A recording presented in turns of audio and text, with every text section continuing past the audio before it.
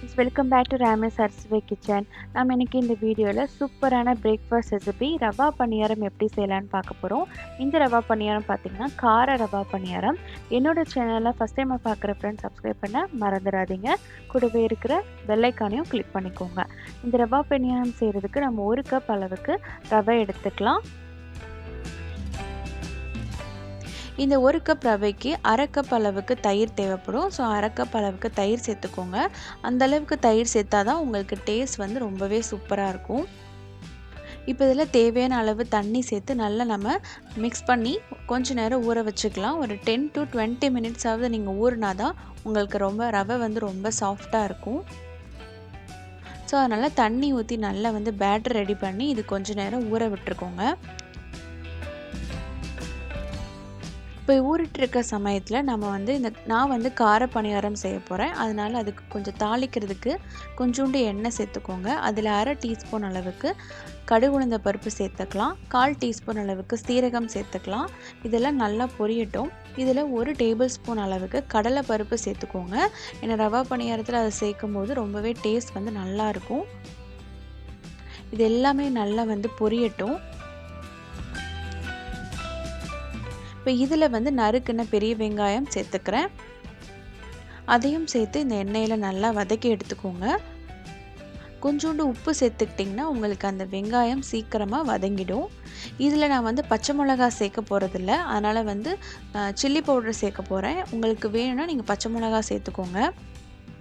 இதில் கொஞ்சோண்டு கறி லீவ் சேர்த்துட்டு ஒரு 1/2 டீஸ்பூன் அளவுக்கு சில்லி பவுடர் வந்து நான் சேர்த்துக்கிட்டேன். அதையும் நல்லா நம்ம வதக்கிக்கலாம் எண்ணெயில். கடைசியாக நறுக்குன கொத்தமல்லி இலை சேர்த்து அப்படியே இதை ஆஃப் பண்ணிவிடுங்க.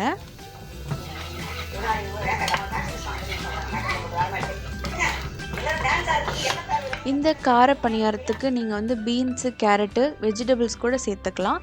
நான் வந்து கேரட்டை மட்டும் நல்லா துருவி அது கொஞ்சம் சேர்த்துக்கிட்டேன். இது கூடவே நம்ம வதக்கி வச்சுருக்கிற வெங்காயத்தையும் சேர்த்துக்கலாம்.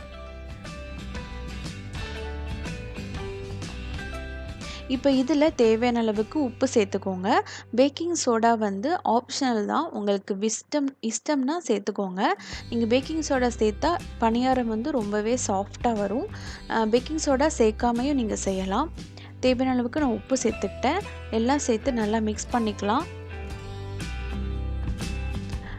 கொஞ்சம் கொஞ்சமாக தண்ணி சேர்த்து நல்லா வந்து பேட்டர் ரெடி பண்ணிக்கோங்க. ரொம்ப தண்ணியாக கரைச்சிட்டிங்கன்னா உங்களுக்கு பணியாரம் வந்து திருப்புறதுக்கு வரவே வராது.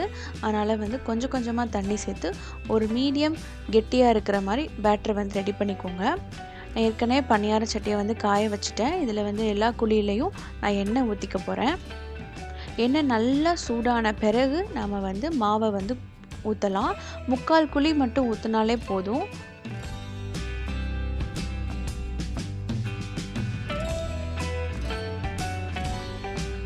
இந்த பிரேக்ஃபாஸ்ட் வந்து உங்களுக்கு செய்கிறதுக்கு 20 நிமிஷம் தான் ஆகும்.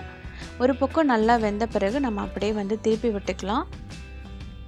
இதுக்கு கெட்டி சட்னி இல்லைன்னா கார சட்னி செஞ்சிங்கன்னா அவ்வளோ சூப்பராக இருக்கும். இதை மொத்தமாக செய்கிறதுக்கே உங்களுக்கு 20 மினிட்ஸ் தான் எடுத்துக்கும்.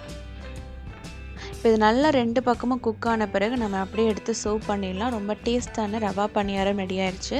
இந்த வீடியோ உங்களுக்கு பிடிச்சிருந்துச்சு என்னோட சேனலை மறக்காமல் சப்ஸ்கிரைப் பண்ணிக்கோங்க.